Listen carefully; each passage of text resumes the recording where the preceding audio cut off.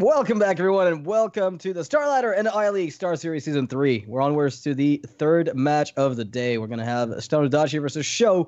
ShtanUdachi already disputed a match earlier today up against Pavel, his fellow countryman, and SjoW has not played yet today, and he's going to have another match as well against Pavel a little bit later. But you don't remember what SjoW's decks were from last time you cast him, because they kind of all blend together. I would expect him, however, to bring out a control lineup. Very frequently, that's the type of decks that he favors. I tried to rewind the VOD right now, but I couldn't find it. But anyway, we're gonna jump in shortly into the matches. That you can see players already ready. Look at that. The couch from ShtanUdachi is, think, the same couch that SjoW has on his hand. Almost good enough. Can you pass him a bottle of water? Is the question. Yeah. That would be amazing. So right now, going back to the non-couch metagame, I'm looking at the classes from SjoW, and I want to say this is totally going to be a control lineup, but he chose not to bring Rogue, and one of the reasons for that might be that he doesn't want to get targeted, with that Rogue deck, that he doesn't think he can win against 4 classes. Mm-hmm. But I think him banning the Rogue deck implies that he is on the control side, because otherwise when you bring, say, aggro Pally, burn Mage, aggro Warrior, and aggro Druid, you usually try to get that Rogue isolated to farm it, and it doesn't seem to be what he's going for. Yeah, but at the same time, SjoW did ban the Rogue from ShtanUdachi. I think he didn't get the memo. So, that Shtan might actually burn the quest twice in one day. It's just the next level play, Lothar. Leave us alone. He meant to burn the quest. It's just an establishing dominance for all the opponents left in the round. All right, what do we have here? Paladin versus Warrior. The control Paladin. Can you even say it's control Paladin? It's like a mid-rangey, curvy deck. It's a curator mid-range Murloc-adin. So it's basically a deck that does everything, but is lacking the hyper specialization of including, say, Wild Pyromancer every single time, or including the top end of the top removal that you usually find in those control decks, like Forbidden Healing to help themselves stay afloat. That's just not there. Instead, they're choosing to take the board and keep it. And he has an opener with 3 Murlocs, Finja, and 2 War Leaders. So this can be good or terrible at the same time. Because what you can do with it is that turn 5, you play a Finja, and you know that you might kill something, because you can always play turn 6 2 War Leaders, and it gets buffed to 6 attack. But at the same time, you're not getting those tempo swings from the Finja, because you're getting smaller value minions. But they're getting buffed with 2 buffs as well. So it's like a hard to estimate scenario if it will be good or bad, because it all depends on what will be happening in the game before. I think the most painful part of this whole experience for ShtanUdachi is that usually those Murlocs you want to get early in the game are completely worthless later in the game. We're talking about the Tidecaller, if it's in there. We've got the Hydrologist, On Curve, Rockpool Hunter, Violent Inquisitor. They get much worse as time passes when you draw them mid-game. Luckily for him, he's got a hand that can get him there. He's got the Kodo, perfect card to fight off against Taunt Warrior. It's got to be one of the highest value cards that exist in the game against that specific deck. But, yeah, he's not really finding the perfect cards to go with this. He opted in for the War Leader on turn 3 to go for the second War Leader on turn 4. So he is in for the tempo game. And that is interesting, because he knows that the War Leader will die. One at least. So it will still have a small option for the buff for the Finja, but it doesn't look so powerful anymore, especially after losing those Warriors. So it's an interesting payoff, basically. It's a decent way to trade, because usually the Warrior, unless he's got Fiery War Axe, will not punish you. So it's really playing into Fiery War Axe and saying, all right, if you got it, just take it. You take away my board state. I can't really commit anything else to this.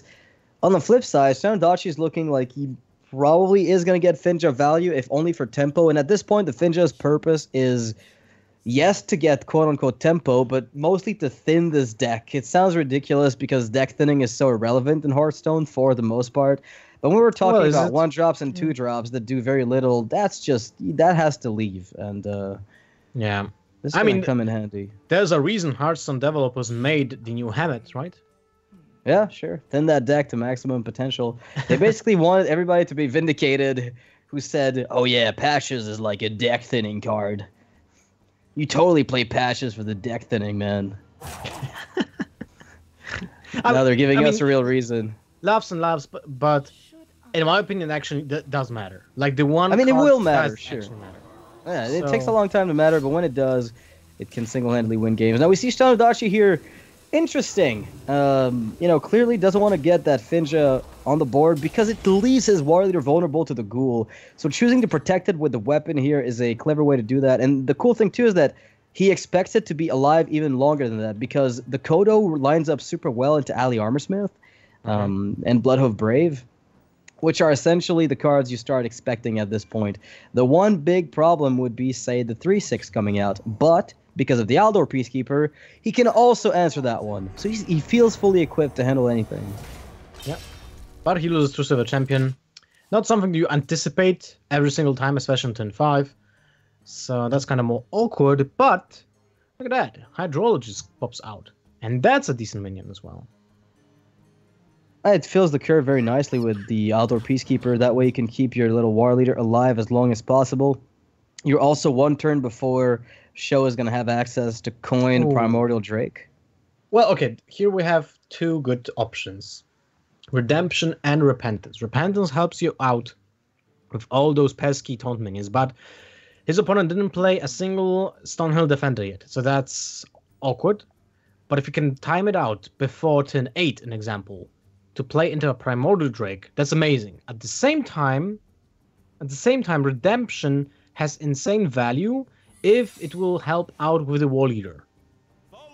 Yeah, so the thing is, how much do you expect that War Leader to die? And I think usually after you've seen one Ghoul, it's not super likely that it dies without heavy mana commitment from the Warrior. You haven't seen an Axe either, so the outs are there in the deck, the cards that can deal with it, but they're not there yet from the read that you have. And Repentance is kind of, I wouldn't say bad, but it's redundant when you already have Sunkeeper Tareem, right, to like shut down that Primordial Drake. So I really like the choice here for ShtanUdachi to take that Redemption and keep himself alive for that Sunkeeper setup. All right, really double Stonehill Defender will help out with the Sleep with the Fishes that SjoW did draw this turn. So I like the setup of just playing the Defenders because he knows that his opponent will just go for good trades. Every single minion will be damaged. Sleep with the Fishes will help out with every single threat on the board for just 2 mana.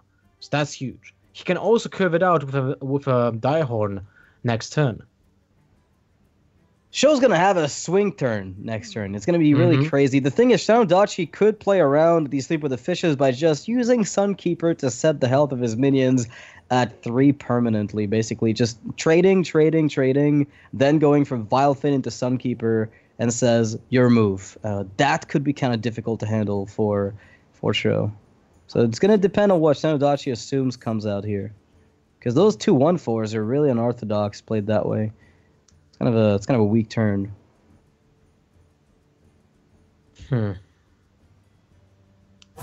What about Finja this turn?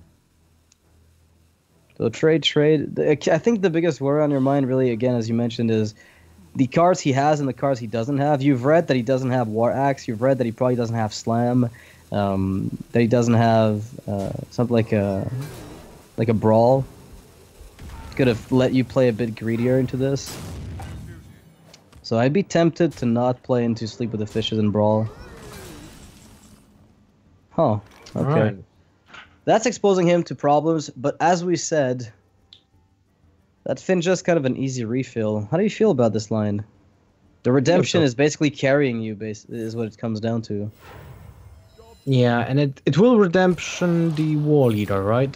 Yes, so you'll still maintain the Murloc buff. But the problem is, like, you have no Murlocs on board that are able to attack, so it's not really that important. At the same time, you get some synergy, so that's good. That is huge! Like, that right there was massive. And he could have chosen to play the Rockpool Hunter instead, start with Tareem and then Rockpool to get the trade, and keep his minions alive. But the fact that he got himself, like, a Murloc package that makes sense here, It means that he's probably going to have like the full Murloc unleashed after the Finja. He is still yet to draw a Megazord, and that can be the game changer. For him, at least. From his perspective. He knows. Yeah. He doesn't know that there's a Brawl in his opponent's deck. And unfortunately, the Warrior is not low enough to guarantee like a lethal turn in one swing with the Megazord.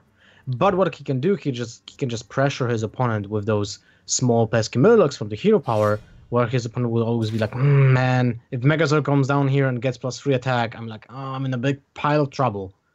And this is what the Paladin does so well against Warriors. It just keeps them on edge, because if the 1/1s are alive and they can get poisonous from Megazord, yeah, I mean, that just kills anything you've got.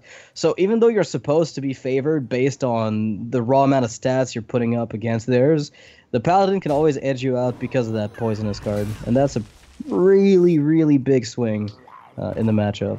Mm-hmm. All right, we're going in on that board. We're saying, you got Brawl, man, just have at it. I've got nothing to really stop you at this point. Interesting that he went with the attack with the Wall Eater. He didn't play around Execute. He didn't play around the Sleep with the Fishes. But at the same time, if this card will just get him Sleep with the Fishes out of his opponent's hand, that's fantastic.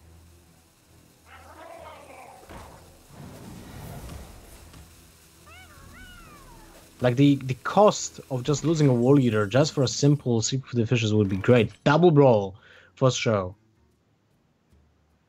I think just for value's sake, we're probably jamming one every time. But is there a world in which you can play slower and still get away with it? I mean, Megazord scares me a ton. I would be very wary of a Megazord turn here. Well, how much damage will it be? 3, 7, 11, 14, 17, and then plus 12. With the True Silver Champion on board, that spells Lethal.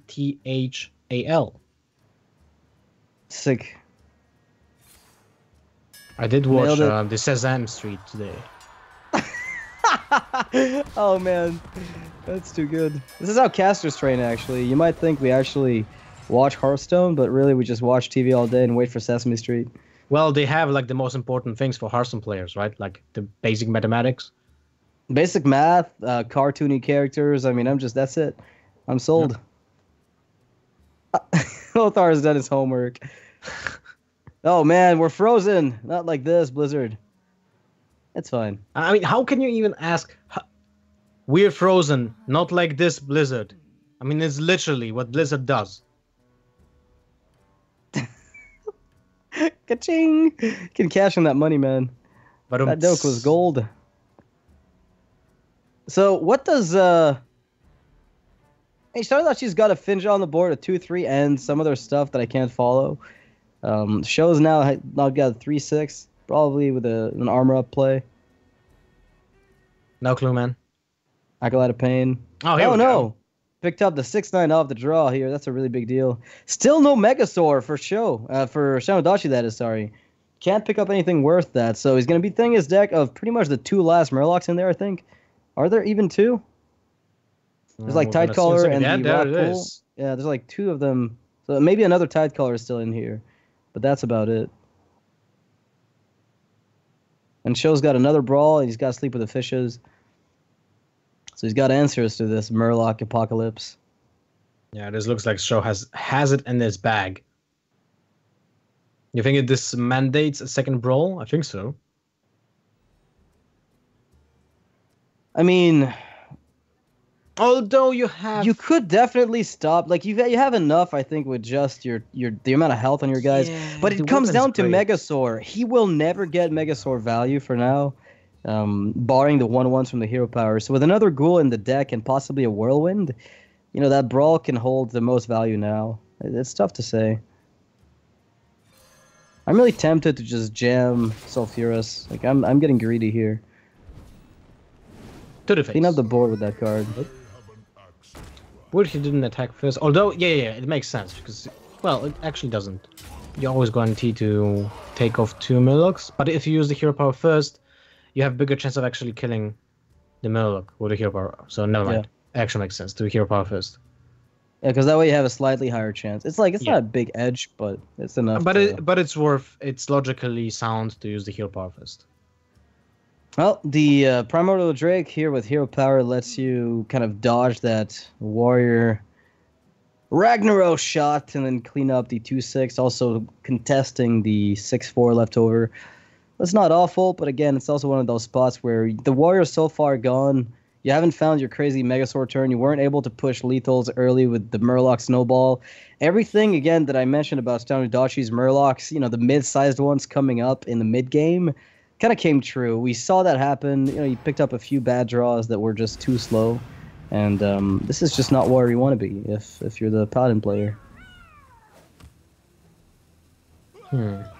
Feels kind of clunky.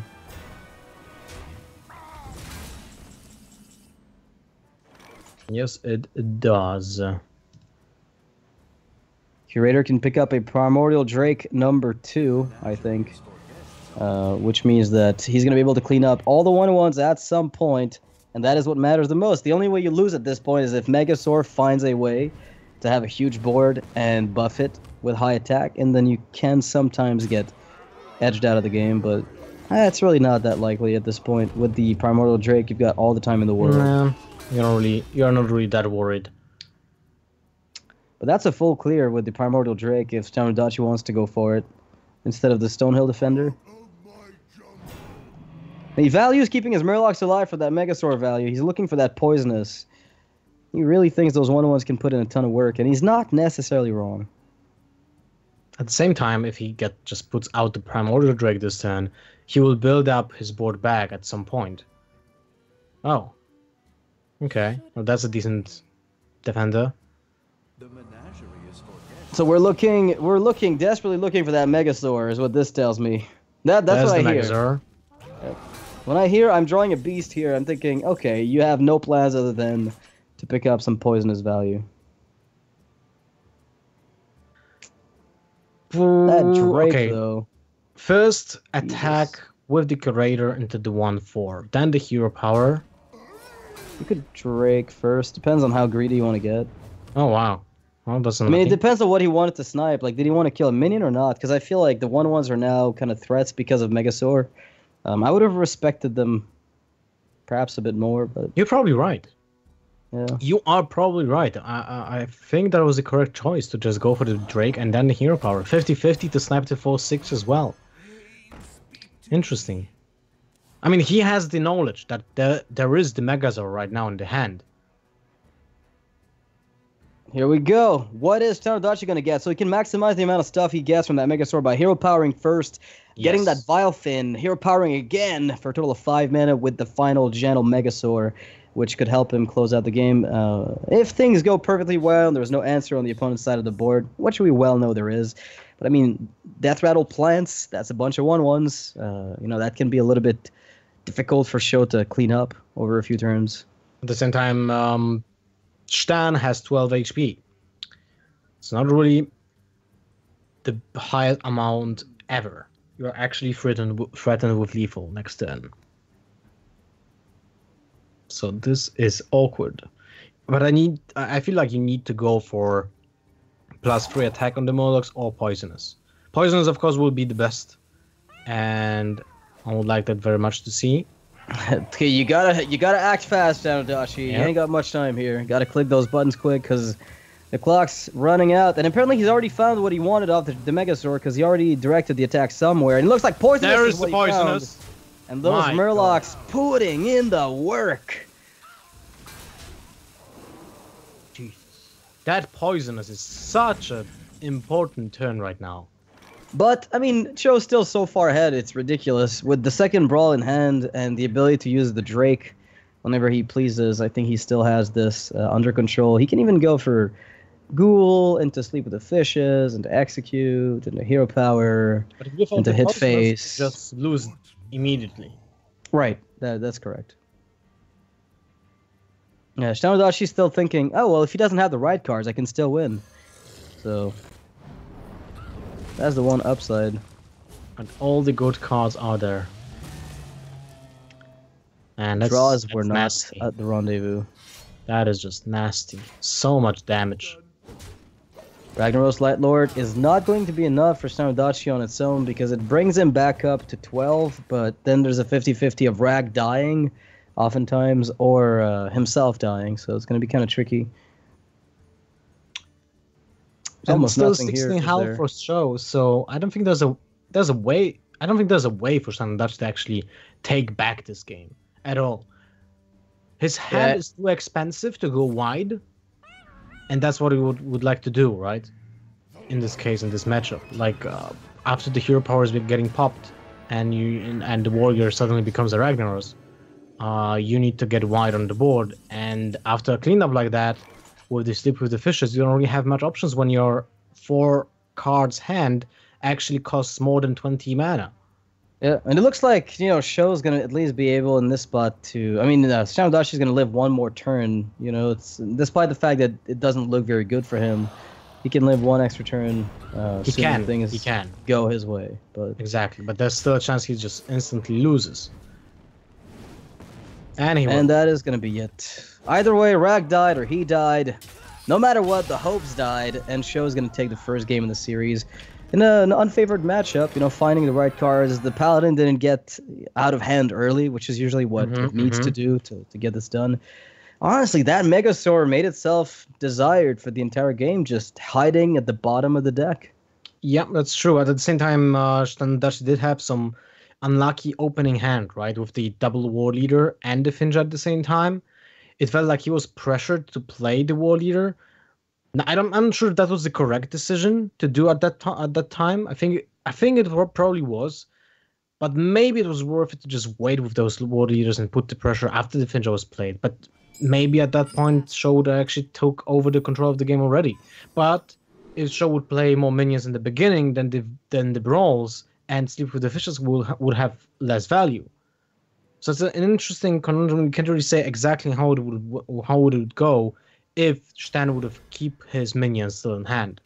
Yeah, it could have been worse. I mean, War Axe could have been there to answer the first one.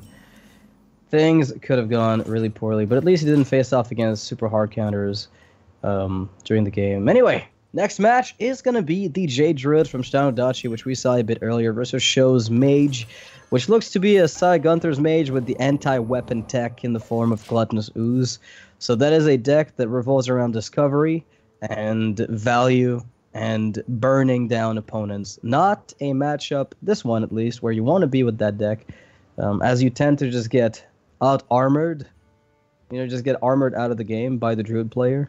We had seen this matchup already today, when Pavel was playing actually against ShtanUdachi. And it didn't end well for the Druid that time because of double Pyroblast, but usually you have time to actually just win the game and to actually take over the game with the Jade Golems and put insane amount of health with the Elfin Scales. And then Mage is like, just shrug his shoulders and say, well, this one fireball doesn't really change much, so I'm gonna press concede. Yeah, in this case, though, the matchup's looking like it should go the quote-unquote normal route, where the Druid player picks up an okay hand, finds the ramp early, has the Jade Blossom, has the Jade Spirits, has the Jade Behemoths. These Jades are going to get big really, really quickly, and if he picks up any card draw, he's putting on a lot of counter pressure on the Mage player. So yeah, he is drawing nuts. Like all the Golem generation cards are here, and that means SjoW will have to keep up with his removal. And that's hard to do when all those minions are getting bigger and bigger. Especially when you try to be ahead on board, so Volcanic Potion doesn't really bring any value in this case. Tough situation for SjoW, especially the trades are not easily made.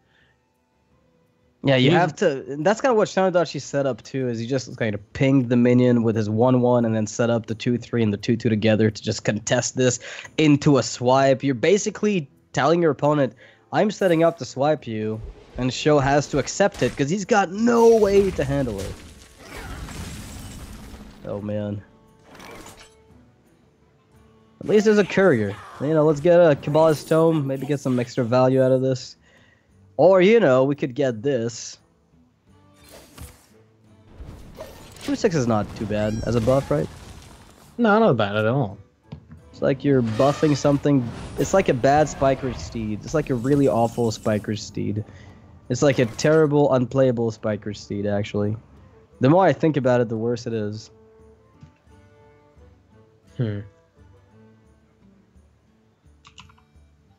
how is Spiker Steed a thing with powered tentacles existing? The more I didn't really make the parallel too much, but well, it's wow. a different class, you know. Sure, I mean it is. You're right. I'm just looking at the stats on it now, and I'm just like, yeah, I guess Priest has Inner Fire. They do disgusting things with that. Give him enough health, and if Priest would have Spiker Steed, so you play Spiker Steed on a minion, then it dies. It spawns a 2/6 minion that is already like Divine Favor. yeah, Sorry, Divine Spirit Divine or Fight. something. Yeah. Oh, you're right. It would be kind of nasty. All right, now Ooh. it's now it looks awful ready for the mage. Even though he has Alexstrasza, has the Pyroblast, it doesn't really change much when your opponent already has pressure, and he can just heal up afterwards. But he doesn't know that Shtan doesn't have any armor ups in this center right now. But it's not a really good strategy when your opponent has the pressure, and there are no minions in his hand, apart from Alexstrasza, of course. So SjoW might have to set up like a 2-turn clear with a Cone of Cold and Volcanic Potion, right? Like where he's just kind of weakening everything that's already there and then trying to set up a kill. So you ping the 3-1 and then Cone of Cold the rest, set up a clear on them. If you pick up another piece of AoE, if there is such a thing in the deck. So he can buy himself some time, maybe try to search for another glyph. But it's not looking particularly strong for him here. Luckily for him, ShtanUdachi has plays that are just not doable into this board. Like aside from Fandral, this is just not doable. Like those double Primordial Drakes are not really the best thing. You can replay it. You lose your Behemoth. You don't really add that much pressure on the board. You know that your opponent is not having a Flame Strike because he would have played it this turn. So I can understand the Fandral on the board because you need that pressure. Fireball. Well, that makes it more reasonable with the Alexstrasza. And I feel like this is the way you have to play the matchup if you want to win right now. With those cards that you have in your hand, yes, you're all in with the Alexstrasza. You can't really play around anything. Next turn is Alexstrasza. Your opponent is having only 10 attack on board because you did use all those. You did damage all those minions to just get off some attack from the board. So if he doesn't have the armor ups, you're gonna win. But double Earth Scale. I don't know about those armor ups, man. How does SjoW beat that? Oh, so ShtanUdachi revealed that there was probably one of those, right? By aiming. That was just a misstep. Then decided, nah, these guys are all weak to AoE. This is not worth it. That's but yeah, so weird that he actually pointed it out. It's a slip up, definitely. But now for SjoW, there's no other way than just play the Alexstrasza and hope that he can still steal the win. 17 damage, he has 16 in his hand. Actually more of that pop will not be... How do you feel about Valet Ping and just trade that 2-3 away? Or even Tentacles, sure, I'm down with that. That's a big minion. It trades much better and you still have Alex on the back end. I laughed about Tentacles, but who's laughing now? This Mage might have a chance. It's gonna take a lot of work, but...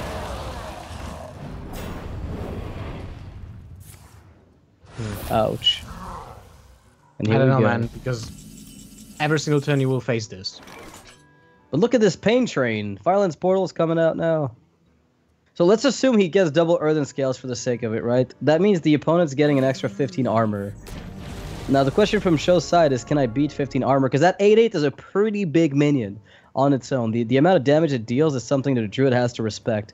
And on its own, the body size of Alexstrasza kind of counts as a burn spell. So... Yeah, but if your opponent has a taunt, and what ShtanUdachi can do is just play another taunt, ignore the Alexstrasza, go face for 10 to set up double turn lethal, right? Right now, it definitely doesn't look good because there's the double Drake for the kill. But and he didn't opt to use the Earthen Scales. Interesting. So he wants to bait out Pyroblast this turn, and then play Earthen Scales. I'm cool with that. I mean, it doesn't have to be Pyroblast. It can be like double Fireballs and Frostbolt, right? Do you ever go Mana Worm, Firelands Portal, Ping, and set up a Fireball kill on the Drake? The thing is, you're always losing to Jade. That's the problem. Like, you need to high roll that Firelands Portal into Godhood. Like, you need to do something absolutely ridiculous.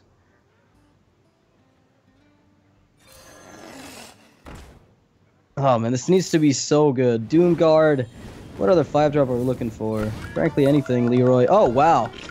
Okay. Sure.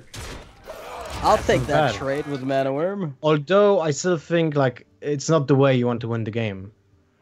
No, I mean, clearly not, because you're looking to not get jaded again. But if there are no more minions, there can't be Earthen Scales. Okay, that's gonna be all the cards in ShtanUdachi's deck coming into his hand. Yeah. There's no way now SjoW can just win through the burning of the deck. I mean, he actually did get the information that there's one Elfin Scales in the hand, or it could have been like a double bluff. Maybe that was a wrath, right? He was wrathing his own guy. Yeah. Sure. Okay, that's pretty next level. Oh, this could be another Pyro. We've seen that happen earlier. If he's not dead this turn, another Pyro Blast could push an extra 10 damage. That's a big deal. I don't think with the second Ice Block, he might have just enough, though.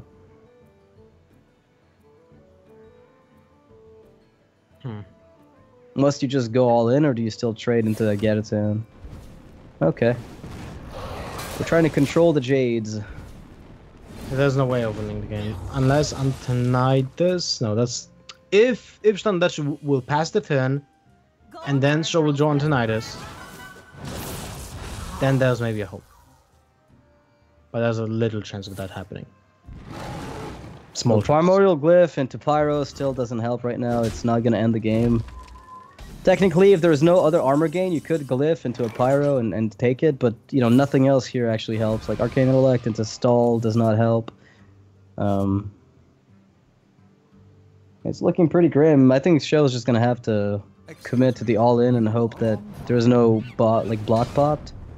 Yeah, but the problem is he already committed a little burn to minions, and he might be just lacking. And he would be lacking anyway, even if he would just use all the burn spells to his opponent's face.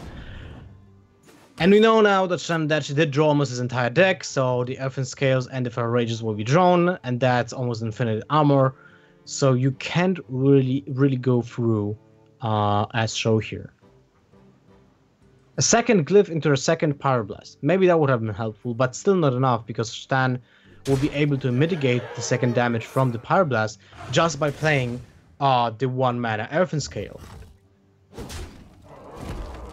And this is kind of what we expected from the matchup. You know, when we see the Jade Druid, it's no longer just a deck that aims to create big dudes. It's also a deck that gains an insane amount of armor. It's actually the one class right now that gains the most armor in the game. This used to be the Warrior, but now Druids do a much better job of armoring up, which changes the dynamic of Mage matchups against it. Even when you seize the tempo, even when you get early Arcanologists and Mana Worms, that's basically your only chance, is kill them fast before they get to set up anything. And in some situations, you're actually able to do that because you have no aggressive opening with Mana Worms into Arcanologist, into Primordial Glyph with a Frostbolt or something like that, and you get the damage rolling before the Druid will actually go off. Problematic cards are, of course, like Jade Blossom, Innervate, of course, the most, because then he gets back on the board and trades, and you can't deal the damage from the minions. And in the end game, he just goes Elfin Scales, and you're facing 1 HP hero with 25 armor. And you're like, I was so close, but yet so far away. I can't believe it. Like, I'm pretty sure at some point we're gonna get a spell that says, "All right, deal damage to the enemy's health and not his actual, his actual armor." I thought Drain Life would work like that. I was thinking about just what would be the keyboard, penetration, or something like that. Yeah, armor penetration is like that was a keyword Warcraft in World of Warcraft TCG. There was a keyword in World of Warcraft TCG that exactly did that. What was it? I know chaos damage works that way in WoW, but I don't know how it would work. Anyway, Mage would need that to beat this matchup. Unpreventable. Unpreventable. Okay. So would it kill through Ice Block? No, because actually it would. In this wording, okay. Huh, that's pretty cool. That's a keyword to consider, or mechanic to look at. Because that armor in World of Warcraft CG actually did prevent damage. I see. Huh. It didn't act as a heal point, like in Hearthstone, I think. So it would have to be like a change in the fundamental rules of the game, because so far, like, armor is just additional point of health. Sure, it's not really just damage prevention, which makes a bit of a difference in terms of how things are calculated. That being said, let's get on to the next game. We've got Murloc mid-range Paladin from ShtanUdachi versus, as you guessed it, Murloc mid-range Paladin from SjoW. Oh no! I've never seen that. Well, is it Control Paladin from SjoW? Possibly. Hard to estimate mean, right now with this hand. Yeah, Like, they you see exactly the same cards that you usually see, and This is not really helping us. well, like, what are the odds though that you draw 6 cards and none of them contain Murlocs? Dun dun dun. I would assume that SjoW playing Taunt Warrior can maybe just target hyper aggro decks and play just Control Paladin, because if you play just a hyper defensive lineup, you can definitely crush all the aggro decks, and that would be very consistent with a Conquest strategy. Mm-hmm. You're onto something. You're onto something right now. All right, but for SjoW, how do you deal with that? This is like such a nasty situation on board. You don't really have a good answer. Do you want to just get the truce of it on turn 3, lose the coin? Do you want to go for Stonehill Defender and kinda be on the like mercy of opponents, having a buff to any of your minions? His minions, sorry. Like a Blessing of Kings is just a complete blowout. Yeah, you need your Aldor Peacekeeper for that. I think because you have the Aldor, the True Silver play feels a bit less awkward, so I don't mind it as much. I wouldn't mind to see the coin here, but I think like getting Spiker's Seed on 5 into Spiker's Seed on 6 could be such a huge tempo swing.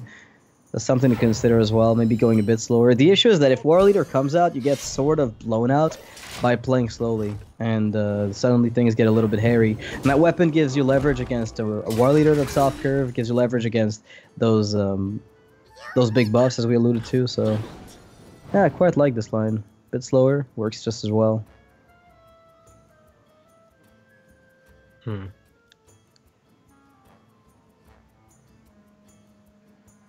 I would favor Noble Sacrifice, given the weapon charge coming up. You can take your time to... Why not Redemption?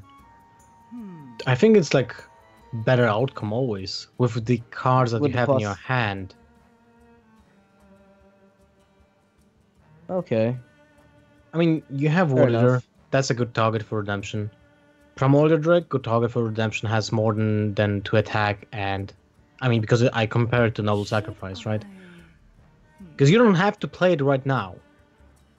In those matchups, I feel like sometimes you can just play the secrets not instantly, just kind of wait. Okay, so you Be hold like- on to them for like Yeah. a Tyrion revival, and then you just win on the back of something crazy.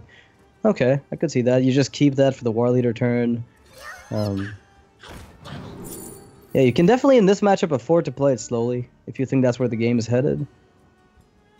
Is there ever a world in which SjoW simply doesn't attack with the weapon? Because Redemption's a possibility, and Noble Sack's a possibility. Getaway Kodo just gives his opponent a, 1-cost minion to replay. Because that weapon hit is definitely not looking good at all. Yeah. That's gonna give ShtanUdachi a Harrison Jones if he wants it before the Tyrion comes down. That's pretty interesting. That was actually a really good call from Shan then to play the secret on that turn, because that gives him the out to either play War Leader or the Harrison Jones. I don't mind actually playing the Harrison Jones here, but at the same time this is really tempting to just do it this way. Because you're playing around Consecration, your opponent will not have any synergy with the 1 mana left, so the War Leader will always be alive. And your opponent will probably not attack unless he really wants to go all in, and he will see it's not Redemption because he will use the Consecration first. But if it is Noble Sacrifice, then the weapon swing is, well, terrible. Yeah, the weapon swing is bad, but you were keeping it for a target like this at its best. Now, one of the worries for SjoW is that he can't really justify playing the Pyro now because it doesn't extract enough value, but the other players are so soft that they don't really set up a good Pyro. So the issue with waiting is that you just get blown out by Megasaur, get blown out by buffs, but the issue with playing Pyro now is that suddenly Spiker's Steed completely shuts you out of the game. So no matter what you do, you're going to get punished by the usual tools in that Paladin's deck. So you just have to go and commit just about anything to the board. Huh, wants to get that back. Doesn't play the 1/1. Plays around, not getting his Pyro.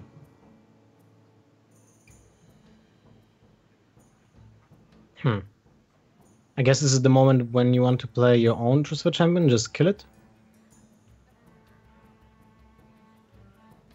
If it dies on his own turn, though, the big upside is you're never giving him the Pyro, but you can't let it live either. Yeah, I think you're right. If it's a Gateway Quarter, well, too bad. If it's Redemption, it's kind of fine. You still can kill it. Like, Gateway Quarter was probably the worst possible outcome here. But you can't really play around it.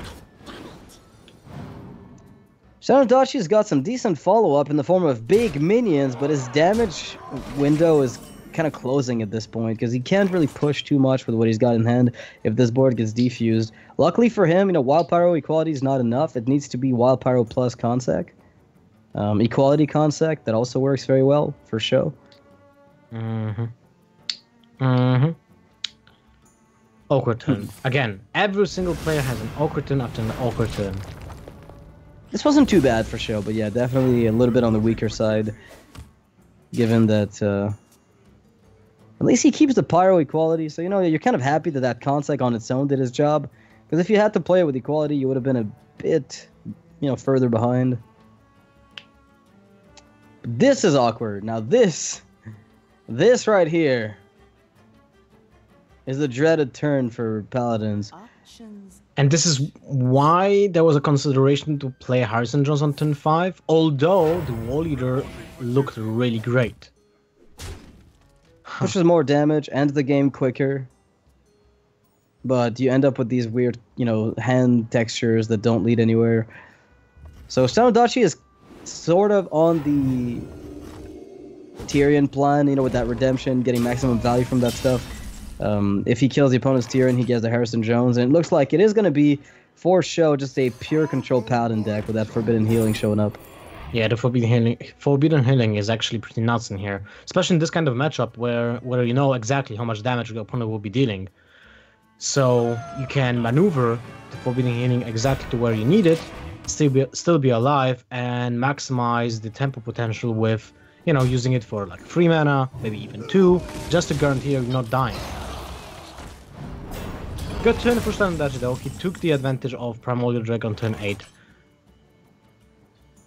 What an insane dragon, by the way.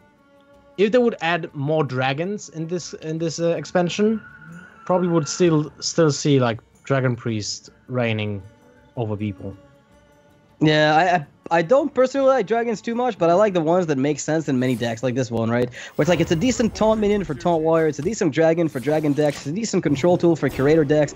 I just like the design of this card. It does so many things at once. It's pretty elegant, and lucky for us, it's not just another Twilight Guardian. It's a bit more than that.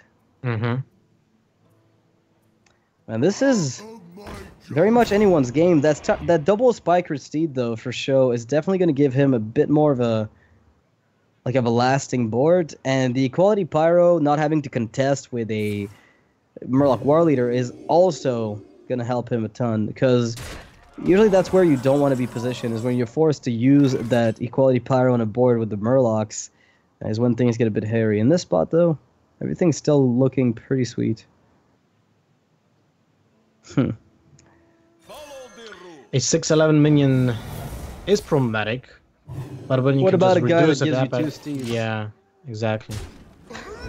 2 Yeah, that's Stegodons. crazy. He is riding on 2 Stegodons at the same time. He's like Van Damme, on those planes. Yeah. That was Van Damme, right? On those trucks or something like that. There was an ad like that when he was like riding on the back of 2 trains or 2 trucks. This is so badass. So I think that right now, with Redemption being played by ShtanUdachi, it's a very good timing, because it either gets Tyrion, where you get a second wave of Ashbringer, or you get, you force your opponent to throw 11 damage into your Drake before anything else happens. The odds are that SjoW... Divine Shield. Right, and you're getting like a decent minion back at the end of the day. So it's a pretty decent outcome for ShtanUdachi, regardless of what gets popped here. And Harrison Jones, that Ashbringer, though, man, it's happening. Yeah, now now of the Harrison Jones. Finally! He waited on turn 5. He didn't want to go for that Truce of a Champion value. And now he can benefit from the destruction of the Ashbringer. And probably the value you'll find, right? Yes. 3 cards. Amazing just reduction of value from opponent's side. Even that. Like, let's say not even drawing the cards would be a good enough warrant to play the Harrison Jones. That's just like the icing on the cake. Or like the cherry on the sundae, right? That's how you say it? Yeah, cherry on top, cherry on the sundae. I don't know if there's another expression that says that. You can make one up. Is it Stegodon on the Stegodon? This is awkward for SjoW now. He lost a lot of value this turn.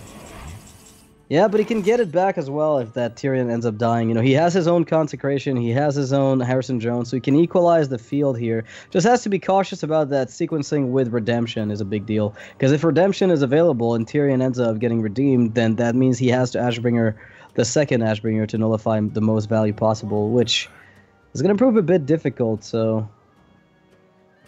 I don't know, this is kind of a complicated turn. Maybe you just kill the Stegodon and then play the Drake to prevent Redemption being a big deal. Is that ever a line of play you take? A Consec trade is reasonable too.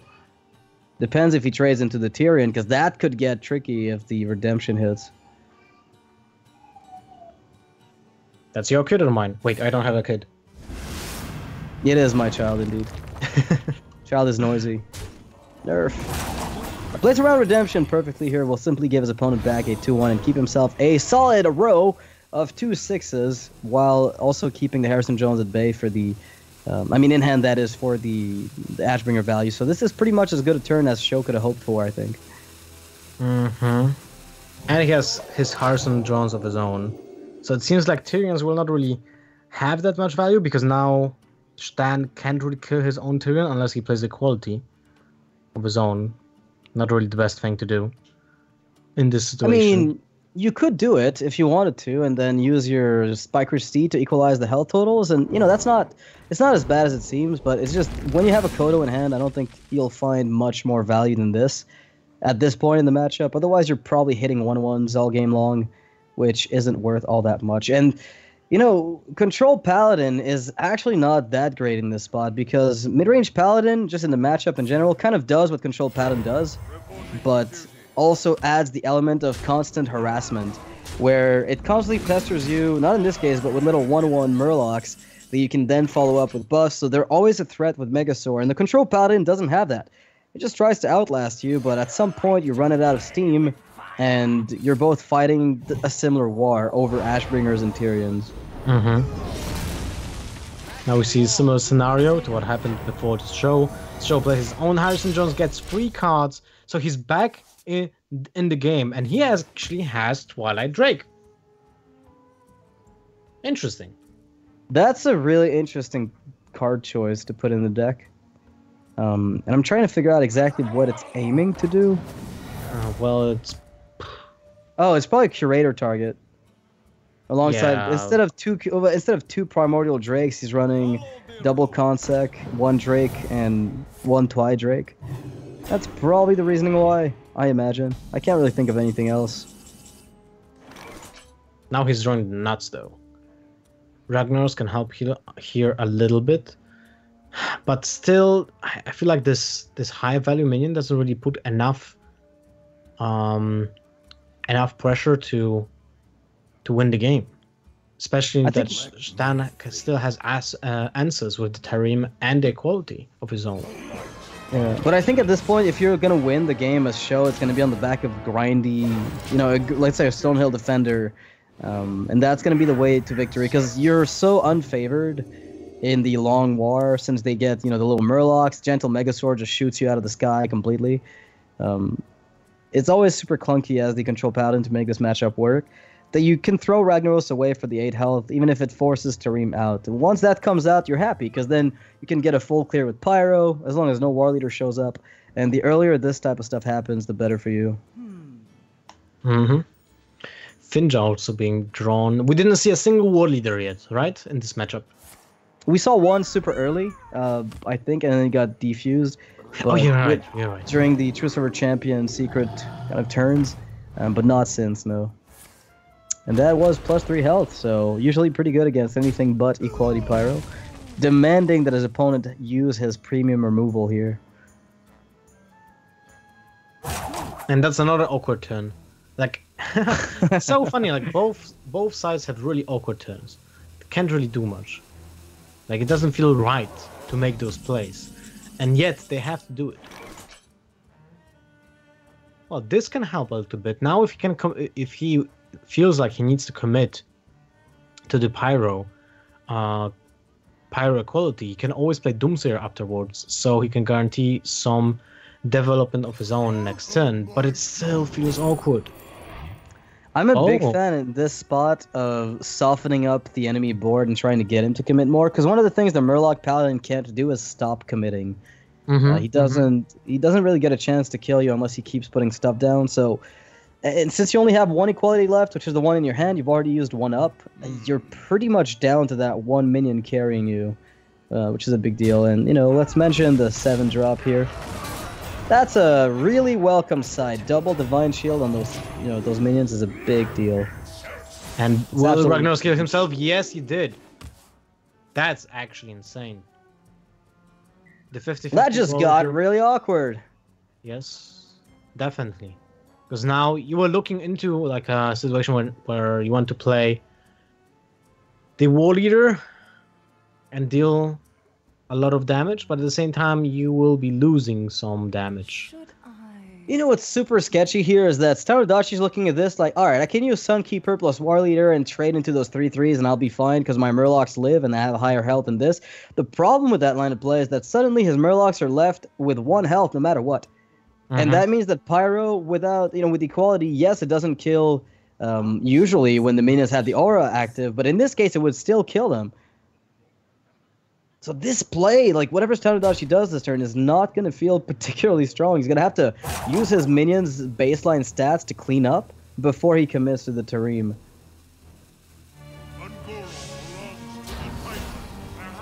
What a weird turn, and he's going to get completely shut out here. Yeah. This is going to hurt. Like this is one of those awkward turns when you really don't know what to do. You need to commit. And your opponent can blow out. Oh, he knew full well he was playing into Wild Power Equality. The question is SjoW gonna fall for it? Is he gonna just go for the Drake, the Hydrologist? I mean, it seems good enough, but there's no more War Leaders after this one, so yeah. And he still has Finja in his hand, so that is awkward. That Doomsayer is sweet, sweet justice. Alright, what is needed here? Only one Kodo was being played and by Shtan, I believe. So there's no chance of that happening. And he has no way of killing that Doomsayer. Unless he uses, of course, the equality. And I think he's forced to, because he needs to keep tempo. Like, this is one of those decks where you just can't afford throwing it back to the control Paladin. This is the dream turn for the Paladin if you give him, for the control player, that is, if you give him this. So I think you are forced, and absolutely forced, into that equality play. And the good thing, too, is that now if there is Wild Power Equality, your Finja will indeed survive. Yeah. So you will get something left over if things go poorly. Usually, He's gonna use the spell with Pyro to kill the War Leader first. Nicely done. Well Nicely sequenced, SjoW. Very well sequenced. Using that secret here to get rid of that War Leader. Makes a difference for the equality. If he wants to flip the coin. Equality. I mean, he needs to. Oh man. I think this is might risky. Just be better. I mean, what is Finja even bringing out anyway left, right? Like, there's like 3 Murlocs? Well, it's important. It's important. Now for this that could card. be big. This could be big. You're right. What secret was played? Gateway Kodo, right? Yes, indeed. Okay, so, okay. So now this is awkward because you would like to kill the Pyromancer, But if that's Gateway Code or Redemption, it's the same outcome. It's still on the board or can be replayed on the board, and that means it will help out with an example, the adapt for the 1/1 definitely effect. Yes. So that's really awkward. All right, he's simply going to play the I don't really care what you do control game. If you have the equality pyro, then take it. Either way, you're getting Hydrologist back, and that means I get to keep my board. Mm-hmm. So this sequencing here by ShtanUdachi just respects Gateway Kodo and Redemption and says that pyro is not likely to come back. There's no way to protect it. There's no noble sack. So this is very much ShtanUdachi with an opener here. You know, we saw the Kodo from SjoW being played to snipe that Finja possibly, but did not find it. Oh, could be Consec, could be Avenging Wrath, Could be equality. could be Light and Darkness into Pyromancer. That would be amazing. That'd be Light and sick. Darkness is such an amazing card, and yet you don't have space to play that card actually in your deck. But when you discover it, you're like, oh my god, this is so beautiful. That's equality. Adaptation.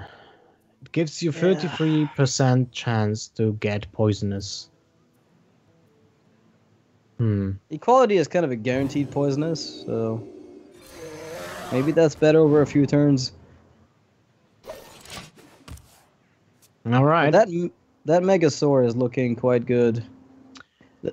And the Tarim actually can make a difference here as well, because you can play Tarim, then play Megazord, go for health. No, it's better if you just straight out kill a minion first.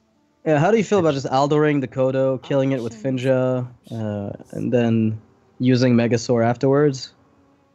That should be enough to lock out the game, right? Because then you can Tarim that full board. But you need to sacrifice the 1/1 Murloc because of that, right? So Sure. there's one synergy less with the Megazord. But I feel like this has to happen. You can still use the hero power before you play Megazord. You will still have 4 Murlocs on the board. He goes for it first, so it's 3 versus 4. Interesting. I don't even know how many Murlocs he's got left, to be fair. Like, that's the one thing I was looking at. Rocky Carapace with Sunkeeper Tarim doesn't do very much. So if you're looking for just no stats, Divine Shield and Wind Fury are the best. And Divine Shield gives you more resilience against whatever Ivory Knight picked up. Mm-hmm.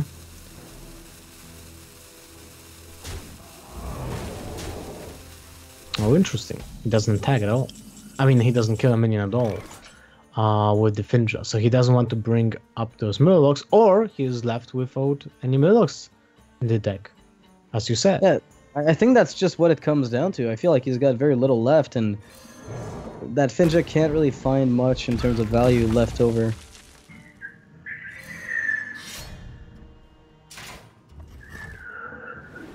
What is funny enough is that SjoW actually has no important cards in his deck.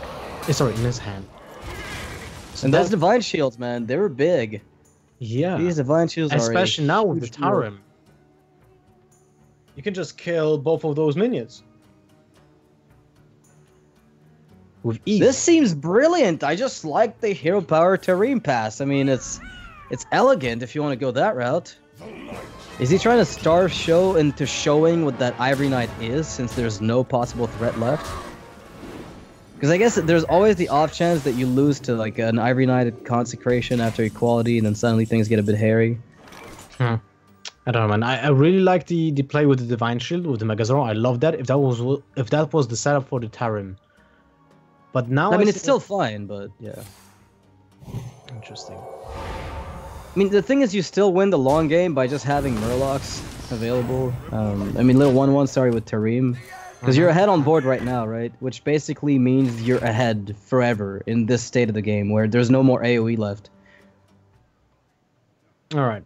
But if is it warranted to use the Tarim right now? Otherwise, you can't really kill the Doomsayer, so you need to kill it. So you need to play Tarim. So It looks like in this case he's going to be forced into it. I mean, there's never a world in which you consider letting your board blow up, so... exactly.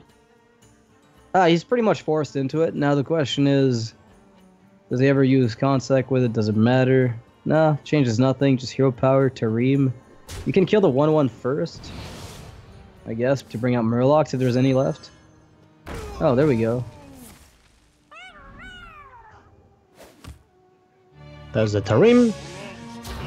SjoW is just out of it. He's got nothing. He's got nothing else. That Doomsayer became like a half validated Doomsayer. Like even less than a half. It's like a 3 out of 7, slightly under 45%. I don't know how you're supposed to get away with this. Well, I didn't mean to pun, but apparently a secret came up.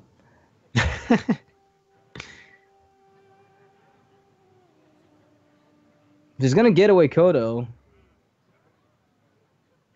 just to get himself the Tarim back onto the board, but there's no more Consecration, no more. There might be an Ivory Knight left, so maybe you pick up Consec, but I think at that point you're still dead because you don't have enough mana to play everything. You'll definitely be missing some mana to play everything you want. A little bit unfortunate for SjoW here. The power of the mid-range Paladin in the matchup is just showing right now. Every single thing that is on the board will be a threat at some point. So SjoW can't really do, like, can't really spare any of the minions at any given point of the game, because they will just kill him, right? That's the problem with this matchup. Here's the question: did it all come down to that Finja 50-50 on the Kodo? Well, it probably did. I feel like if maybe it didn't come down to that, but it definitely didn't help SjoW's case. Because he basically didn't use an equality that turn, and now he's stuck with a spare equality in hand. This is what I was like, it probably was worth it to just use the equality and be 100% sure that those minions are dead. Yeah, it's not a bad point. I feel like the risk might have not been worth the reward, but he hadn't seen the Ivory Knight at that point. Couldn't know that he would find himself another equality down the line. Also, the sequencing with the Pyromancer gave him back a Hydrologist, which also hurt him because he was counting on that second Wild Pyro to sometimes carry the game forward. That being said, SjoW will be down another game, and ShtanUdachi will have his Mage left to go up against that controlled Paladin for SjoW. And ShtanUdachi is looking to take his second match in Group B. I mean, it's going to be tough to beat a controlled Paladin, not the controlled Paladin, sorry, but it would be tough, that is, if you were facing off against anything but a controlled Paladin. But it's one of those matchups where usually you're fine. Most people don't run double Forbidden Healing, so you're able to burn them fast enough, literally, as the archetype suggests it wants to do. Still running Babbling Books in 2017. Oh, some people still like it, especially if they're from Russia. See? Yeah, you're right. That was a good book. Can't argue with that book. You know what's a good book? Brandon Sanderson. This is a very good author. Yeah. I just finished reading Elantris. Amazing book. Although I still think I like Mistborn more. But I need to read The Way of Kings. I mean, The Wars of Radiance, the StarLadder archive. I heard it's amazing. I heard everything's amazing from Brandon Sanderson. I think people lie to me. No, man. All the books I read were from very good to actually insanely amazing. So, never read anything bad from him yet. Perhaps. Man, I'm constantly worried about disappointment. I'll take your word for it and read them all at some point. I read Mistborn. That series was pretty sick. I like how we're talking about books while the Doomsayer is just decimating this entire board and resetting the game to scratch. That was a given, right? I guess there was so little he could do at that turn that it was more productive for us to talk about random books, babbling or otherwise. Babbling random book. Sounds about right. Exactly. I've seen that card somewhere. Alright, SjoW goes with the Hydrologist on turn 3. Hype! He gets an eye for an eye. You take it, and you keep it. Here we go. Gotta hold on to it for the entire game, because that way you can prevent the Burn Mage from burning you. You can burn back.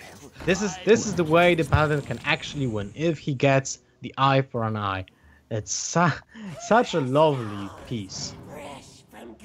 These Babbling Books have been good, and we're talking about Arcane Intellect and Frostbolt, two cards that you put in your deck. If you can, on average, discover a card you put in your deck, you just oftentimes discover it. And when it comes to Frostbolt and Arcane Intellect, they're some of the most impactful ones. In the matchup, maybe not as much, But, you can prevent true server hits from connecting, maybe denying some health restoration late game. Can snipe those mid-game minions, help finish off Doomslayers if you're really on the board and you don't want to get pushed off. These cards are just so solid. Man, that counterspell in his hand. If he anticipates that the Eye for an Eye was taken by SjoW, and that can actually happen, in my opinion, I feel like Shtan might wait till the crucial moment has come and will play the counterspell before the Eye for an Eye. That would be pretty sick if all the spells have been played for SjoW and he can't afford to spare the mana to check for it. Oh man.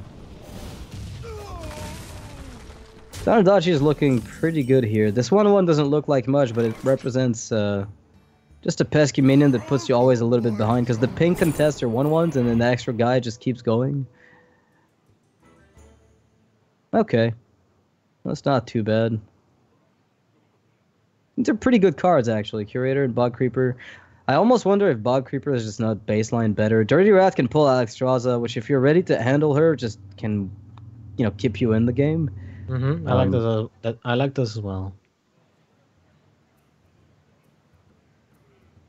Yeah, this comes down to how much face damage you take. Honestly, it's just. But the so Curator will difficult. guarantee a draw, right? Yep. You will get the Twilight Drake, maybe. Which is not bad in this situation because you have a full hand. Kabbalist Tome. Okay, this is an awkward turn. You could play Counterspell early, but he's holding on to the coin, so that's the last thing you feel like doing. And if he anticipates the Alpha and I feel like you should be keeping it. You could glyph into a secret, technically, right? That's a possibility. The issue is if you whiff, then... Oh, I really dislike the counterspell. I really dislike the counterspell. Like, it's not even about the Eye for an Eye, the coin. You're 100% sure your opponent has the coin. And, like, that the deck is running also, like, a lot of expensive minions that can be played on next turn with the help of the coin. So, oh, here we go! He went for the Spellbender. Excuse me. From the glyph. That's insane. The Spellbender is one of the best things you can get against the Paladin. The Spike-Ridge Steed is a really bad card right now. Let's say it like that. Yeah, SjoW just doesn't know what's waiting for him around the corner, although he saw ShtanUdachi just snap pick. If the opponent is snap picking, either he was super desperate to enable that Medivh Valley, or he just found the nuts. Yeah, it's one or the other, really. SjoW tested out for Mirror Entity with that Doomsayer, but it wasn't. And Potion of Polymorph, I guess, at the same time, right? So it's like Yeah. two of them have been eliminated from the pool, and I mean he's gonna narrow it down at some point, but not before he can check for Ice Block, which is funny enough. Ice Barrier, Counterspell. He But checked there's a for lot of Barrier stuff. yet, right? And Vaporize by attacking with the 1/1. So Oh, he's you're right. checked for Yeah, 4 yeah. secrets now, and that's it? Yeah, just 4 secrets. Oh man, it's gonna be tricky. That Spellbender is going to... How next level would it be that SjoW just uses Forbidden Healing on a minion? Just randomly. Just... Man, ShtanUdachi played the Counterspell. That's a bummer. That is a bummer. Like, I really didn't like that. SjoW still has the coin. And now SjoW actually knows that this spell from the glyph might be an actual counterspell, so he will test out the coin. He's gonna check for Entity. He wants to check for Polymorph. It would be odd. Yeah, but I mean, this could be another entity. The thing is, if you know it's from the deck, you assume it's never that. He did watch the previous game, I'm 100% sure, so he knows that Yeah. Stan is running a counterspell. He was paying attention to the hand, so he knew that this secret was from the deck. So it's a valid point to just play the coin. Nah, I'm disappointed. I really wanted to see that counterspell on the Eye for an Eye. It's almost as beautiful as counterspell on the Caverns Below. Oh my god. Secret Mage has farmed many a rogue in recent weeks, thanks to that counterspell main deck. SjoW is looking at this and he's like, I don't want to mill myself. Do I just tempo Aldor? This feels so memey. He's gonna tempo Pyro. Alright, seems about good. I mean, you can still get some value out of the Aldor Peacekeeper on an Alexstrasza with the Kodo, to guarantee that you kill it. So even Medivh, oh, there we go. Even Medivh is also a good target for the Outdoor Peacekeeper in certain lists. Where's your Harrison Jones right now? That Medivh is going to be so sick with Free from Ember that he got from Cabal Courier. Yeah, that is... Oh my god. That is ridiculous. He can even Flame Strike now, you know, for safety's sake. Just get, I like the comfortable if you want to. I no like rush. the Flame Strike. Really a lot. I'll take a 5/5 with Wind Holy Fury, my man. moly. After that Aldor, I'm good to go. That is a really good draw. Usually the minions for 7 mana are like, kind of boring. Might be 5/7, might be a 6/6, right? Might be underperforming, to say the least. And with this kind of minion, well, this is a threat. This is something you need to kill right away. Yeah, you'll be dead in 2 turns if you don't kill that one minion that came out of a Medivh's weapon charge. Like, that's how bad this is. Now, he's going to have to commit a lot of resources to handling a third of what Medivh can provide. That is backbreaking for him. Still, the eye for an eye might just win the game. It could still tie at the very least, right? Yes, that's true. So it all comes down if SjoW will actually be able to deal damage to the mage face. And that is not looking really optimistic, at least so far. Yeah, we just saw him play Eye for an Eye right now. I mean, that mage is not dying. Okay, There's no well, way. if you play the eye for an eye right now, that's kind of sad. This mage is never dying. All right, Baron Geddon. Can that get a thing? Oh no. Is Sarah? Sure, let's go, boy. That's actually a decent minion, I would say. Excuse me. It's pretty sweet. It's decent value, I hear. Not an expert, but Think so? yeah, it's Well, decent value. It's horrible value with the Medivh's weapon, though. The Druid Oh, yeah, for it- 0 mana, man. You get a wisp. It's awful. You get a wisp with the Medivh's weapon. Clearly, I didn't want Ysera. I'm sorry, you're right. At least there's an answer on SjoW's side to this entire thing. And ShtanUdachi's got more in the bank. I mean, that weapon still has 1 charge. He still has double Firelance Portal. He's got a Pyroblast. He's got a Kabbalist Dome. Just have at it. Just burn that face. I mean, if you Forbidden Healings, do you have enough, though? That's the question. Don't you want to kill the minion? I feel like in this situation, when you still have the Medivh's weapon, this scepter, right? Sure. You can still maintain winning the game just by having minions on the board. Your opponent just played the equality. Firelance Portal into a Frostbolt, you get a 5-drop and a 7-drop. That's sweet. You probably win you the game.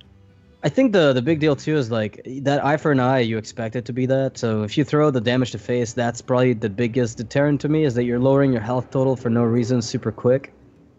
So I would at least start with the ping, but if you do that, then you don't play Frostbolt, so everything's kind of awkward. So you either... Oh! That is a good eye for an eye, I would say. Well, it might be better for StarLadder because he pops it early, but yeah, you're right. That is a 10-drop, and Cthulhu has to be one of the worst! Yes. As an unbuffed minion, this is the most pathetic thing I've ever seen. It's worse than Yogg-Saron.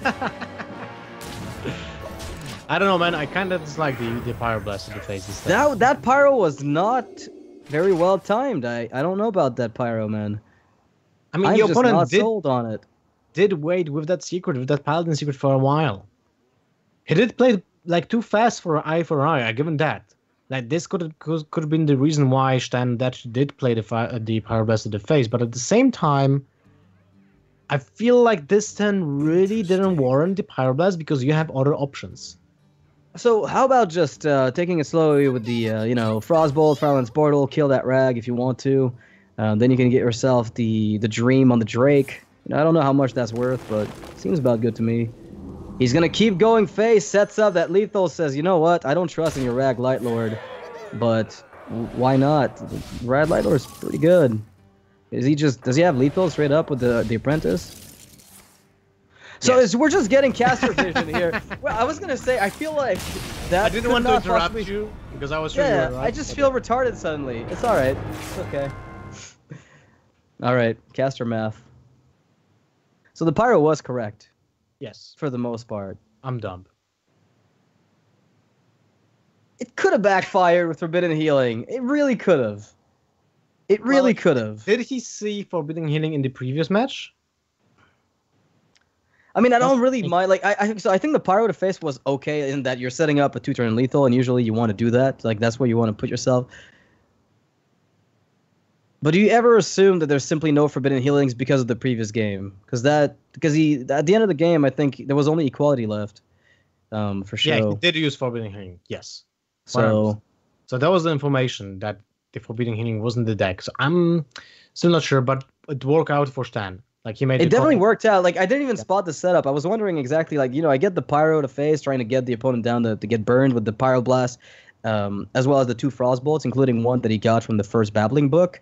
That made a lot of sense. But then the Apprentice had to come out first to set up that 2-turn lethal. And yeah, it felt not completely planned, but it worked out for him.